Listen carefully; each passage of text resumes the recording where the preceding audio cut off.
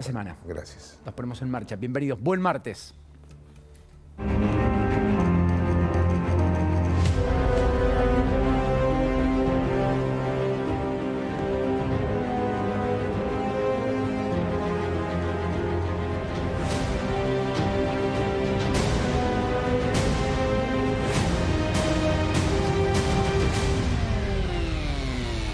En este momento yo acá tengo 23 personas, acá, más los conductores de los 4 camiones. Esto es de acá. Y esto se va a repartir acá en el conurbano. Exactamente. Un recorrido es Hurlingham, Merlo, José Cepaz. El otro son las Escobar y Tigre. Estuviste con Alberto, estuviste con Macri, estuviste con Cristina, estuviste las ladronas, sos vos, abogada, sos perfectamente, yo estoy contento, pero escúchame, ahora te pones un león, antes te pones un pingüino, tenés un pingüino tatuado y un león en la remera. Sos creíble, chiquita. No se está discutiendo el fondo de la cuestión, que es el incumplimiento de deberes funcionarios. Eso está aprobado. ¿Y saben por qué está aprobado? Porque el propio gobierno hizo una denuncia por incumplimiento de deberes funcionarios contra sus propios funcionarios. Lo que falta probar es si Petovelo es responsable o no. No sabemos si son 6.000 porque un día dijeron que eran 5.000 y ahora en el allanamiento se vio que había faltantes. La corrupción la tienen los kirchneristas con los negocios turbios que hicieron. Pose ya es historia. Pose ya es historia. Caputo, digamos, o sea, Caputo está más firme que todo el edificio este. Digo, es el mejor ministro de Economía de la historia. Absolutamente defiendo a Petovelo. Petovelo es la mejor ministra de la historia.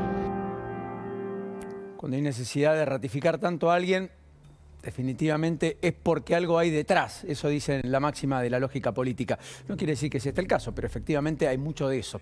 En un ratito, a propósito de la ausencia de Petovelo en la reunión de gabinete de hoy, tantas otras cuestiones y cosas que se han dicho y que vamos a analizar aquí esta noche con Alejandro Cancelare, Débora Plager, por supuesto con Pablo Fernández Blanco y con Lourdes Marchese.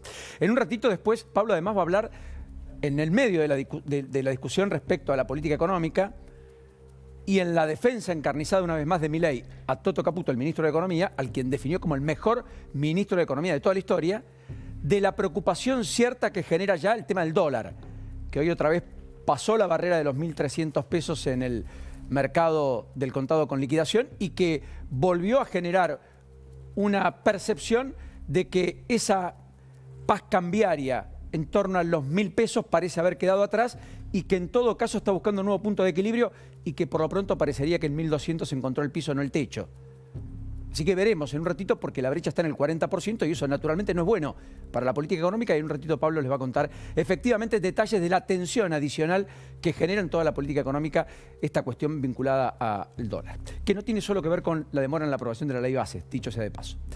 Ahora, me quiero quedar con una imagen, Villa Martelli, porque estamos viendo allí la distribución de camiones con alimentos por parte de Gendarmería tras una auditoría que la propia Gendarmería hizo. No con polémicas menores, en un ratito Lourdes les va a contar detalles de lo que la justicia entiende que ocurre respecto a las diferencias entre lo que Capital Humano dice que existía y lo que finalmente la justicia constató. Pero en el predio de Villa Martelli, que es este, funcionaba la planta de PepsiCo, una empresa importante, productora en la Argentina de alimentos, que mudó a Mar del Plata su producción. Ustedes recordarán. Ese predio lo donó a la Nación finalmente se lo cedió al Ejército. Fíjense que en simbología, en el lugar donde se producía alimento, donde se producía, donde se trabajaba, donde había inversión privada, hoy el Ejército con camiones toma de esos galpones alimentos para distribuirlos, para contemplar y morigerar el impacto de la pobreza en la Argentina, que por supuesto no es indilgable al gobierno actual, naturalmente queda claro, pero sobre lo cual tiene que actuar de manera eficiente, cosa que finalmente todo el mundo está discutiendo respecto a ese punto en términos de gestión. Así que esa es la primera simbología, no me parece un dato menor, para no perder de vista otras tantas simbologías. Por ejemplo, la simbología de que estamos haciendo todo esto en un contexto de un país que tiene 17, dijo la Universidad Católica Argentina en el primer trimestre del año, más del 17% de las personas bajo la línea de indigencia. Es decir, no comen lo que corresponde cada día. 8 millones de argentinos, 8 millones de argentinos. Casi duplica la tasa de indigencia que Argentina tuvo en el primer trimestre del año pasado, que era menor al 10%. Es un salto tremendo, solo comparable a catástrofes o crisis 2001-2002, hiper del 89.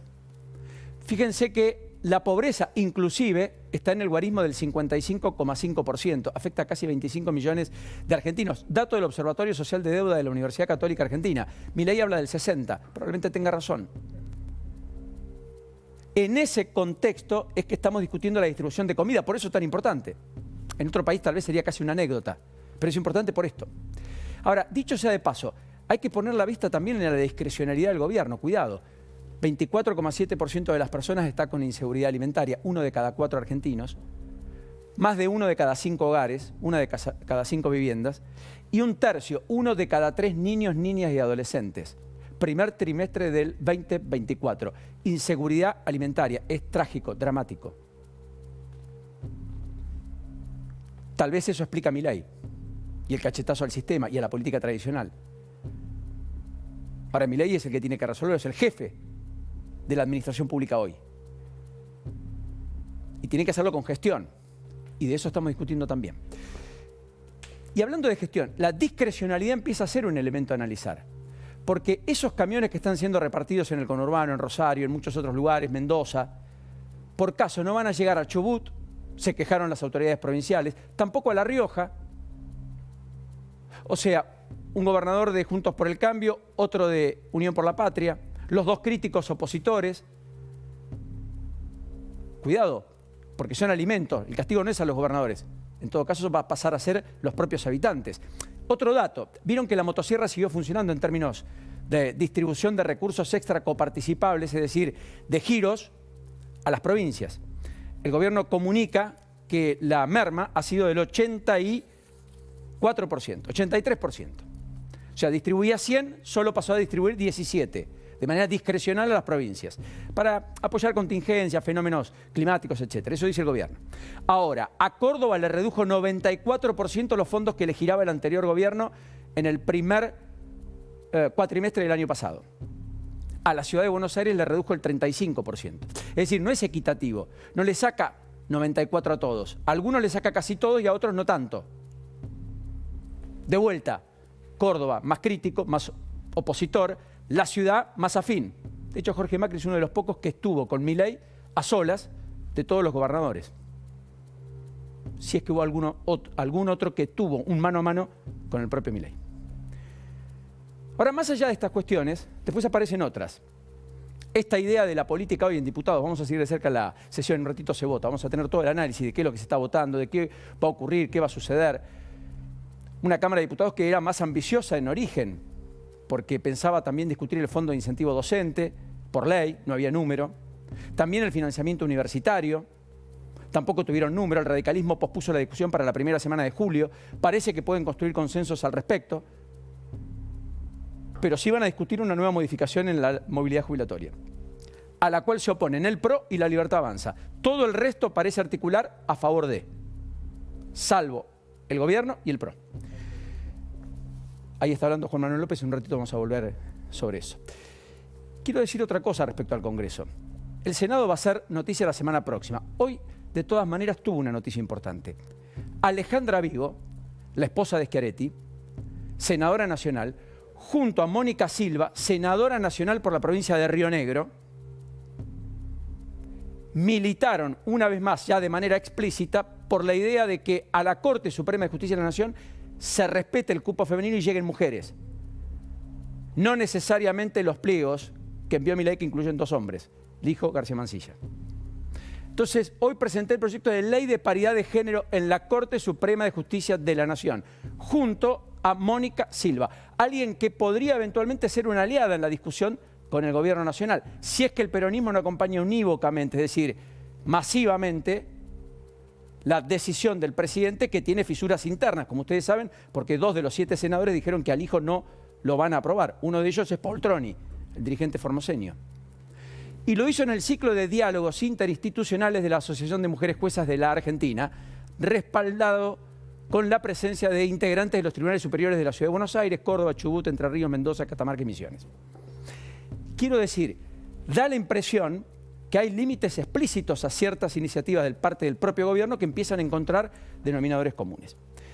Y miren esto, otro que pasó hoy también, en la Cámara de Diputados de la Provincia de Buenos Aires. Reapareció Juan Pablo de Jesús, la mano derecha de Martín Insaurralde, presidente de la Comisión de Salud. ¿Saben por qué? Porque aprobó